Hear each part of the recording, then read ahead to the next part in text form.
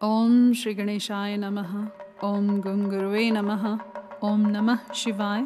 शिवजी सदा सहाय। रुद्र संहिता पार्वती खंड अध्याय 13। पार्वती और शिव का दार्शनिक संवाद। शिव का पार्वती को अपनी सेवा के लिए आज्ञा देना तथा पार्वती द्वारा भगवान की प्रतिदिन सेवा। भवानी ने कहा, योगिन, आपने तपस्वी होकर गिरिराज से यह क्या बात कह डाली?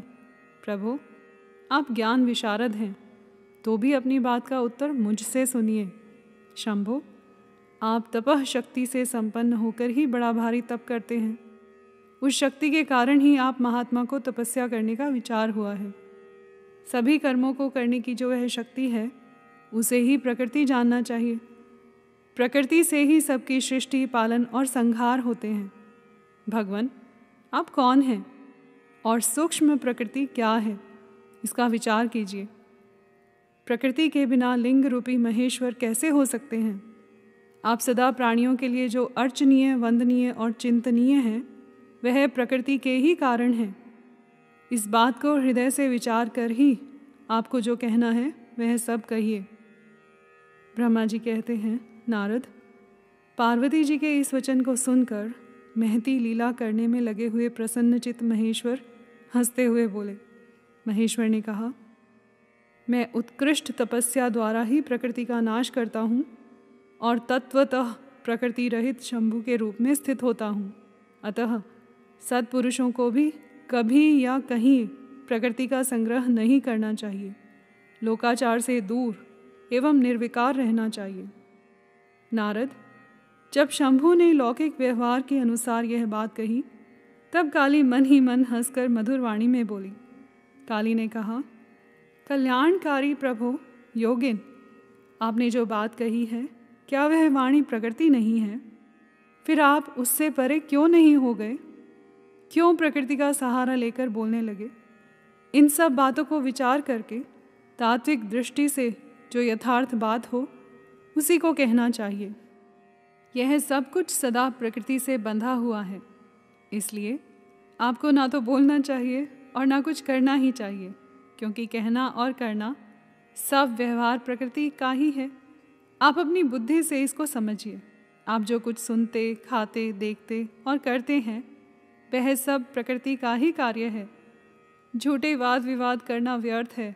प्रभु, शंभो, यदि आप प्रकृति से परे हैं, तो इस समय इस हिममान पर्वत पर आप तपस्या किस लिए करते हैं?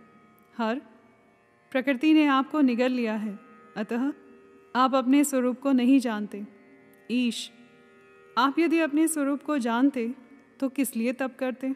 योगिन, मुझे आपके साथ वाद विवाद करने की क्या आवश्यकता है? प्रत्यक्ष प्रमाण उपलब्ध होने पर विद्वान पुरुष अनुमान प्रमाण को नहीं मानते। जो कुछ प्राणियों की इंद्रियों का विषय होता है, वह सब ज्ञानी पुरुषों को बुद्धि से विचार कर प्राकृत ही मानना चाहिए। योगीश्वर, बहुत कहने से क्या लाभ? मेरी उत्तम बात सुनिए। मैं प्रकृति हूँ, आप पुरुष हैं। यह सत्य है, सत्य है, इसमें संशय नहीं है। मेरे अनुग्रह से ही आप सगुण और साकार माने गए हैं। मेरे बिना तो आप निरीह हैं, कुछ भी नहीं कर सकते। आप जितेंद्रिय होने पर भी प्रकृति के अधीन हो सदा नाना प्रकार के कर्म करते रहते हैं। फिर निर्विकार कैसे हैं? आप मुझसे लिप्त कैसे नहीं? शंकर, यदि आप प्रकृति से परे हैं और यदि आपका यह कथन सत्य है, तो आपको मेरे समीप रहने पर भी डरना नहीं चाहिए। ब्रह्मा जी कहते हैं, पार्वती का यह सांख्य शास्त्र के अनुसार कहा हुआ वचन सुनकर भगवान शिव वेदांत मत में स्थित हो उनसे यूं बोले। श्री शिव ने कहा, सुंदर भाषण करने वाली गिरिजे, यदि तुम सांख्य मत को धारण करके ऐसी बात कहती हो, तो प्रतिदिन मेरी सेवा करो, परंतु वह सेवा शास्त्र निषिद्ध नहीं होनी चाहिए। गिरिजा से ऐसा कहकर भक्तों पर अनुग्रह और उनका मनोरंजन करने वाले भगवान शिव हिमवान से बोले। शिव ने कहा, गिरिराज, मैं यहीं तुम्हारे अत्यंत रमणीय श्रेष्ठ शिखर की भूमि पर उत्तम तपस्या तथा अपने आनंदमय परमार्थ स्वरूप का विचार करता हुआ विचरूंगा। पर्वतराज, आप मुझे यहाँ तपस्या करने की अनुमति दें। आपकी अनुज्ञा के बिना कोई तप नहीं किया जा सकता। देवादिदेव शूलधारी भगवान शिव का यह कथन सुनकर हिमवान ने उन्हें प्रणाम करके कहा, महादेव, देवता, असुर और मनुष्यों सहित संपूर्ण जगत तो आपका ही है। मैं तुच्छ होकर आपसे क्या कहूँ। ब्रह्मा जी कहते हैं, नारद, गिरिराज हिमवान के ऐसा कहने पर लोक कल्याणकारी भगवान शंकर हंस पड़े और आदरपूर्वक उनसे बोले, अब तुम जाओ। शंकर की आज्ञा पाकर हिमवान अपने घर लौट गए।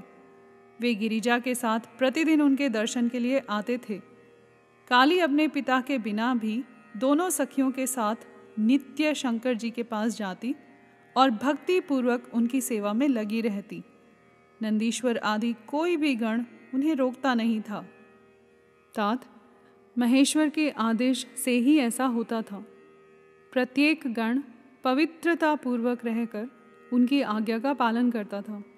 जो विचार करने से परस्पर अभिन्न सिद्ध होते हैं, उन्हीं शिवा और शिव ने सांख्य और वेदांत मत में स्थित हो जो कल्याणदायक संवाद किया, वह सर्वदा सुख देने वाला है। वह संवाद मैंने यहाँ कह सुनाया।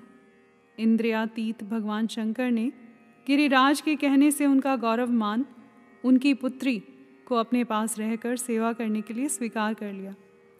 काली अपनी दो सखियों के साथ चंद्रशेखर महादेव जी की सेवा के लिए प्रतिदिन आती जाती रहती थी। वे भगवान शंकर के चरण धोकर उस चरणामृत का पान करती थी। आग से तपाकर शुद्ध किए हुए वस्त्र से अथवा गर्म जल से धोए हुए वस्त्र के द्वारा उनके शरीर का मार्जन करती, उसे मलती पोंछती थी। फिर 16 उपचारों से विधिवत हर की पूजा करके बारंबार उनके चरणों में प्रणाम करने के पश्चात प्रतिदिन पिता के घर लौट जाती रही। मुनिश्रेष्ठ, इस प्रकार ध्यान परायण शंकर की सेवा में लगी हुई शिवा का महान समय व्यतीत हो गया। तो भी वे अपनी इंद्रियों को संयम में रखकर पूर्ववत उनकी सेवा करती रही। महादेव जी ने जब फिर उन्हें अपनी सेवा में नित्य तत्पर देखा, तब वे दया से द्रवित हो उठे और इस प्रकार विचार करने लगे, यह काली जब तपश्चर्या व्रत करेगी और इसमें गर्व का बीज नहीं रह जाएगा, तभी मैं इसका पाणी ग्रहण करूँगा। ऐसा विचार करके महालीला करने वाले महायोगीश्वर भगवान भूतनाथ तत्काल ध्यान में स्थित हो गए।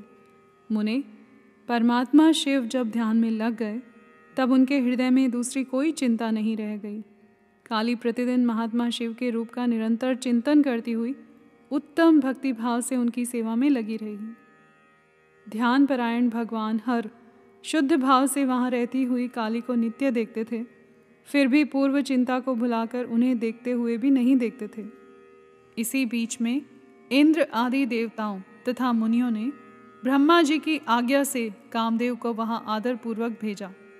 वे काम की प्रेरणा से काली का रुद्र के साथ संयोग कराना चाहते थे।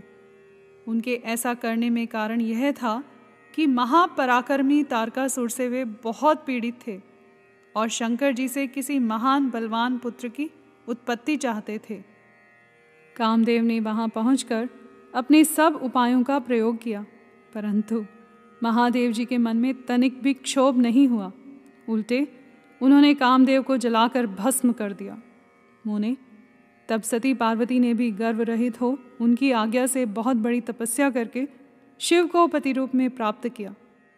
फिर वे पार्वती और परमेश्वर परस्पर अत्यंत प्रेम से और प्रसन्नतापूर्वक रहने लगे।